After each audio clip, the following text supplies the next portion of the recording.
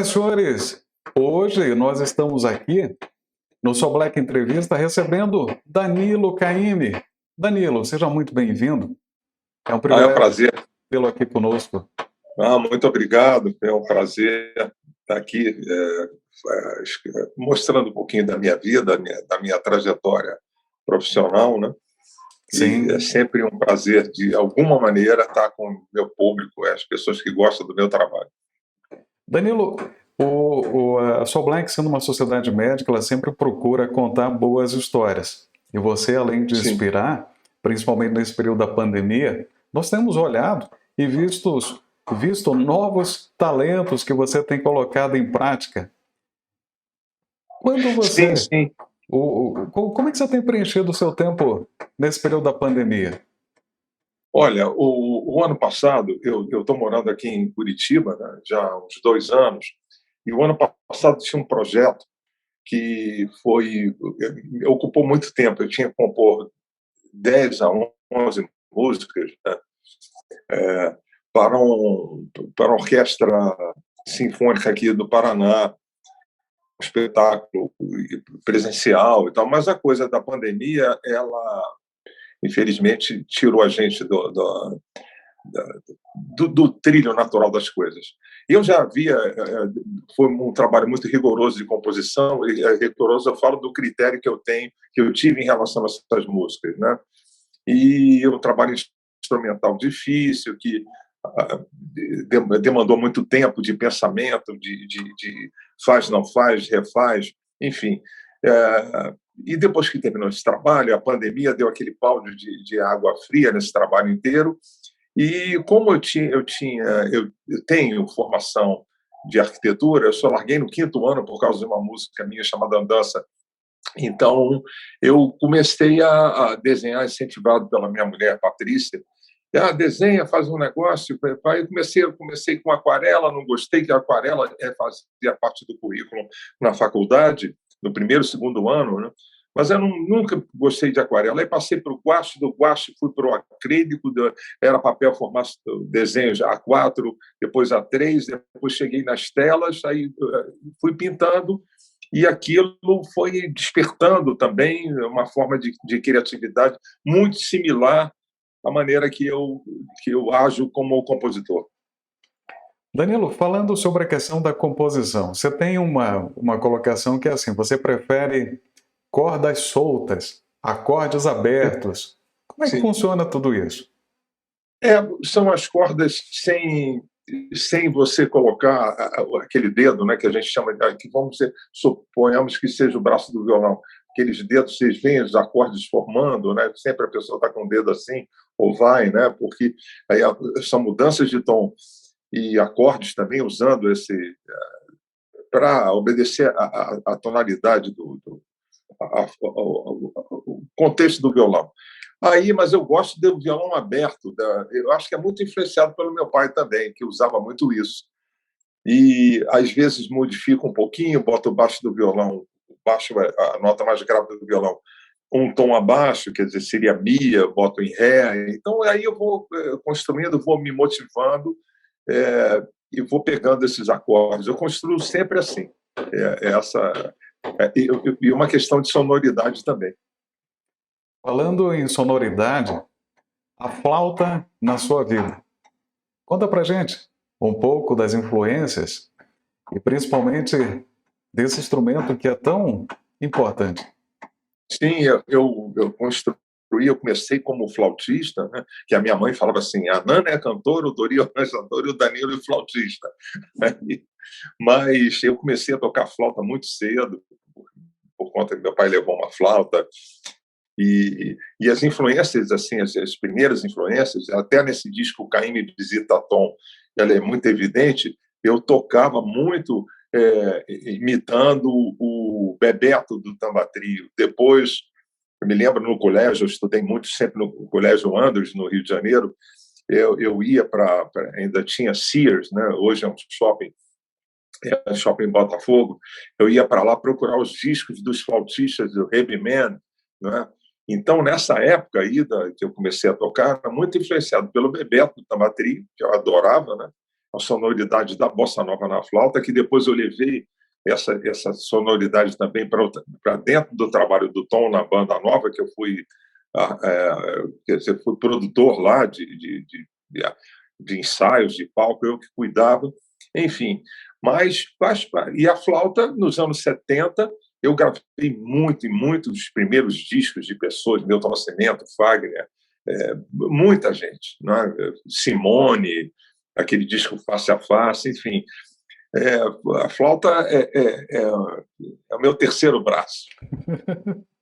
Excelente. Você falou sobre lá a sua estreia, você tinha 16, 17 anos. Foi um momento Sim. que você estava estudando. Conta pra gente um pouco desses bastidores e de repente você está no palco, pai, Tom.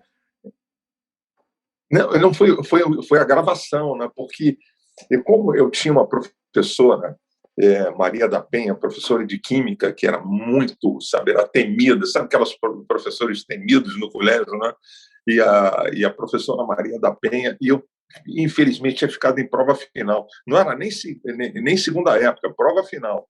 Eu sabia que a prova final ia ser muito difícil. Aí eu levei para o estúdio, levava para gravar os fichários, naquele tempo eram fichários, né, que a gente usava. Imagina laptop, né? Seria uma maravilha. Aí eu sei que eu não estava nem preocupado com a música, não ficava muito impressionado com a música do Tom, né? Mas eu estava preocupado realmente com a prova de química da professora, saudosa professora Maria da Penha. Eu tenho boas lembranças. O Danilo, quando a gente fala em família, sempre tem uma importância na nossa trajetória. Sim. Seu pai, Dorival Caymmi, sua mãe, senhora Estela, sempre foram muito vanguardistas. Eu sei de uma história Sim. que ele sempre procurava para você, para sua irmã, para seu irmão, sempre mostrar o que tinha de mais atual. Por exemplo, James Sim. Taylor, Beatles. Como é que funcionava essa visão de futuro dentro de casa? Eu não sei, eu também acho que herdei do meu pai a curiosidade e o amor por tecnologia, né? Eu gosto muito estou sempre lendo alguma coisa sobre a internet desde o começo, né? E o meu pai sempre foi assim.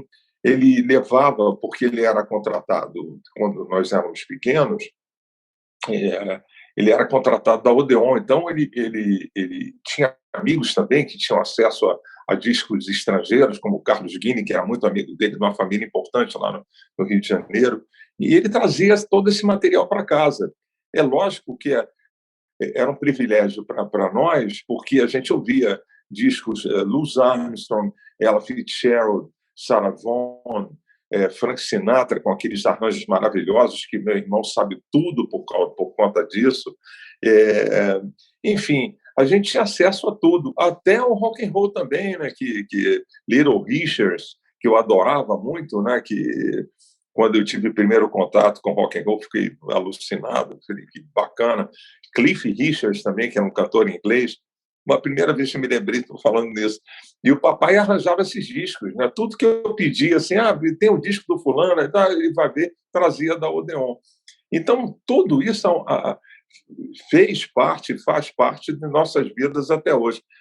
E minha mãe também foi a minha mãe que me apresentou os Beatles. Ela tinha ido ver o primeiro filme dos Beatles, falou: Danilo, tem que ver isso, é maravilhoso. Ela foi sozinha ver e avisou. E o meu pai me deu o primeiro disco desse grande compositor americano, James Taylor, né, que é espetacular. Sempre foram assim, né? Sempre foram assim. E nessa oportunidade, por exemplo, de você estar em casa, lógico, é outro tempo onde a questão da melodia, da harmonia, da letra, da música em si, ela tinha uma outra batida, um outro modelo de composição. Hoje em dia, a gente sabe que isso tornou, entre aspas, mais fácil de você produzir. Conta como foi naquela época. Olha, hoje a produção, acho que não, com esse movimento da música, dessas grandes transformações da internet, da rede também, isso, logicamente, criou-se vários nichos, né, de composição. Eu procuro ficar atual, sempre atualizado com maneiras novas de compor, né? Hoje você vê que nós temos aí eu consigo detectar isso em muitas séries de televisão, séries italianas, inglesas, já a inteligência artificial trabalhando, compondo para séries, né? Dá para ver, quem é compositor dá para detectar. Então, a gente está num tempo de algoritmos, né? E são tempos diferentes. É lógico, e maneiras de composição diferentes também. Hoje, você não, só em casos especialíssimos que você tem que gravar uma grande orquestra, como o caso dos americanos, gravar esses filmes tipo Star Wars, aí você tem que botar uma orquestra toda no estúdio, gravar de primeira, não tem playback, não tem nada.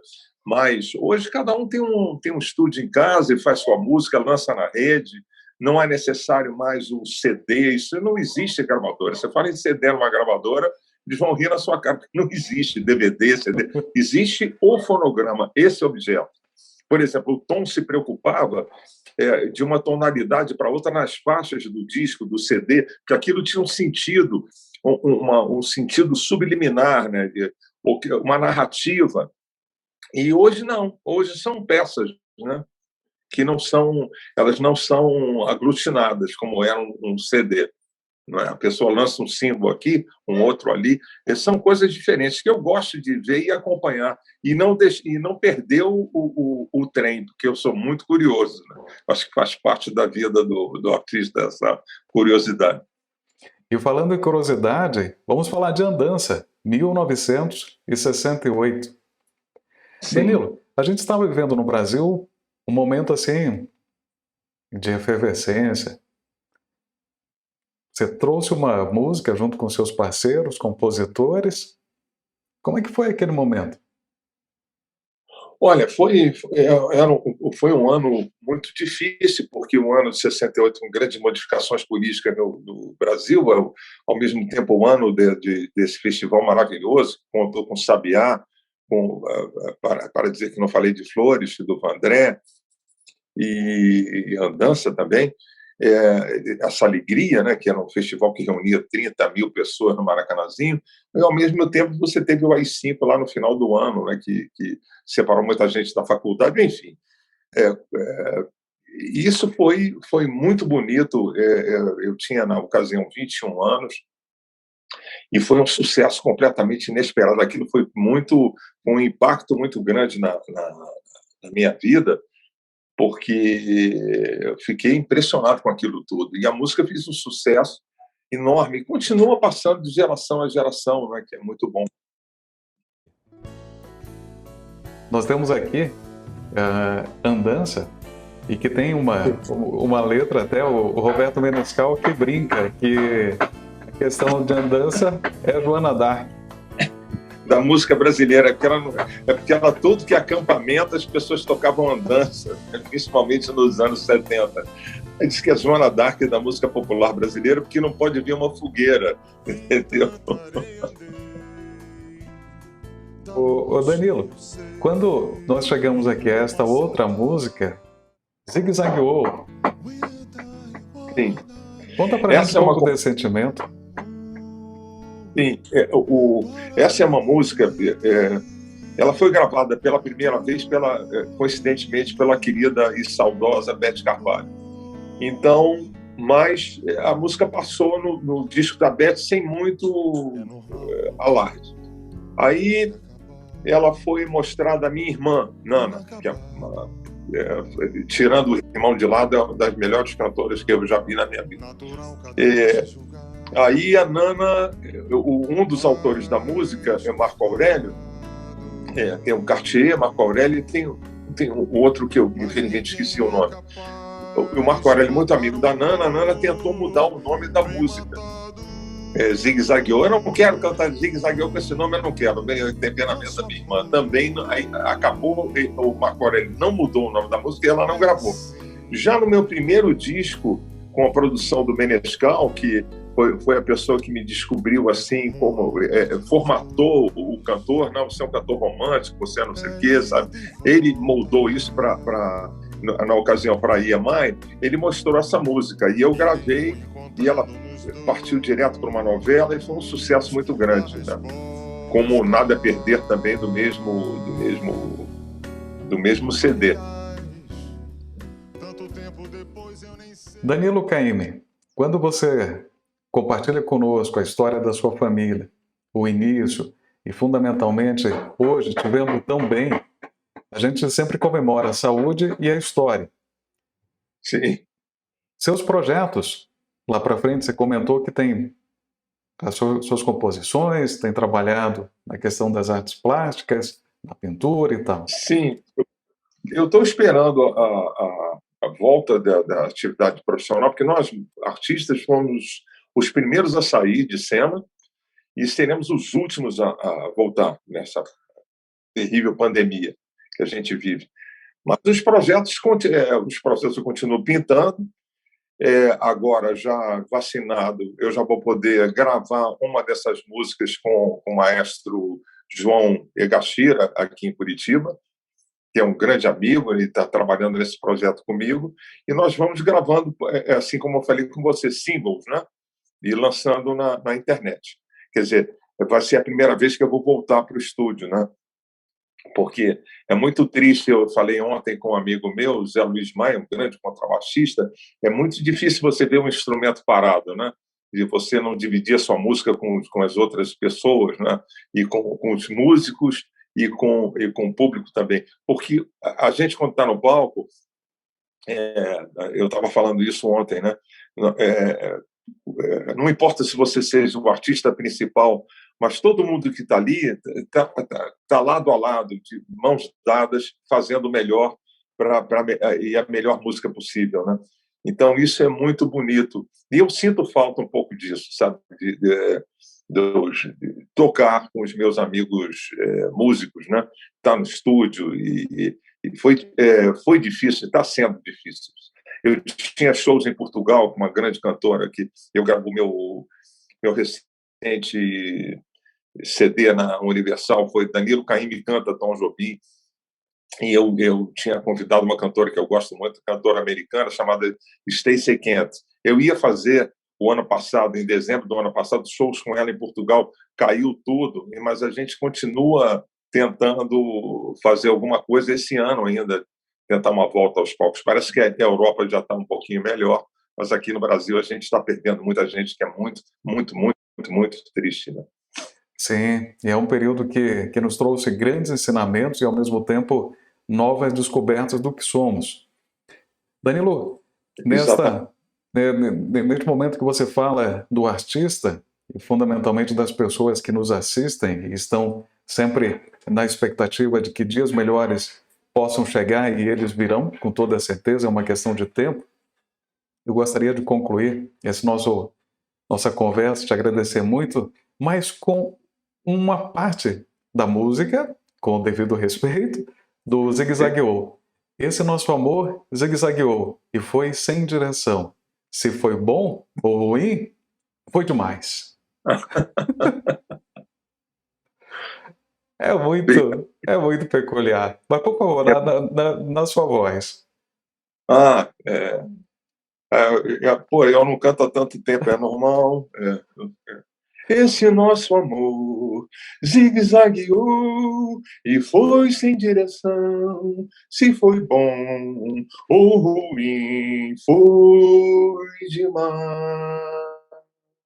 Senhoras e senhores, Danilo Caymmi. Danilo, Obrigado, muitíssimo obrigado pela sua presença. A obrigado, Sociedade querido. Brasileira de Leites de Contato com a Nefrotometria diz para você e para os seus, siga nos inspirando. Siga. Obrigado, muito obrigado. É a minha função, é o meu trabalho, alegrar a vida das pessoas e nesse momento difícil, dar um pouco de esperança que minha música ajude, dá um pouquinho de alegria às pessoas que estão presas em casa, estão se cuidando, ou que estão doentes também. A música sempre leva para um espaço diferente, para um outro tipo de concentração, não é? Eu fico muito feliz com isso, da minha função como meu ofício como artista. Sem dúvidas. Danilo Caymmi, muito obrigado. Muito Obrigado agradecido a mesmo. você. Muita saúde e a todos que nos Obrigado. deram o privilégio da audiência, sejam sempre muito bem-vindos. O Danilo também está nas redes sociais, a gente compartilha aqui para que possam acompanhar esta trajetória deste artista, desta pessoa. Danilo, muito obrigado. Até a Obrigado a próxima. você, querido. Seja sempre Até. muito bem-vindo. Ok. Tchau.